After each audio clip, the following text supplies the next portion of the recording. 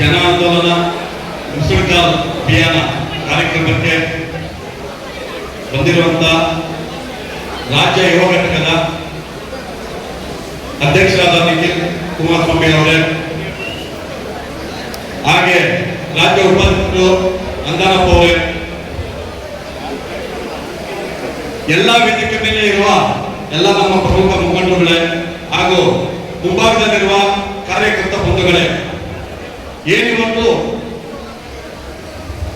ನಿಖಿಲ್ ಕುಮಾರಸ್ವಾಮಿ ಅವರು ದಾಸರಳ್ಳಿಗೆ ಬಂದಿರೋದು ನಮ್ಗೆಲ್ಲ ತುಂಬಾ ಸಂತೋಷವಾಗಿದೆ.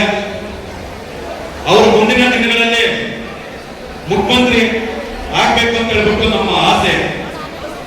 ಯಾರ್ಯಾರೋ ಏನೋ ಮಾತಾಡ್ತಾ ಇರ್ತಾರೆ, ಜೆಡಿಎಸ್ ಇಂದ ಕರ್ನಾಟಕದಲ್ಲಿ ಏನೂ ಇಲ್ಲ, ನೀವು ನಮ್ಮ ಕಡೆ ಬನ್ನಿ ಆ ಕಡೆ ಬನ್ನಿ ಅಂತ ಹೇಳ್ಬಿಟ್ಟು. ಏನಕ್ಕೆ ಅಂದ್ರೆ ಕುಮಾರಣ್ಣ ದೇವೇಗೌಡರು ಮಾಡುವಂತ ಕೆಲಸ ರೈತರಿಗಾಗ್ಲಿ ಹಿಂದುಳಿದ ವರ್ಗವ್ರಿಗಾಗ್ಲಿ ಅವ್ರು ಮಾಡುವಂತ ಕೆಲಸ ಅವ್ರನ್ನ ಇಲ್ಲಿವರೆಗೂ ಕಾಯ್ತಾ ಇದೆ.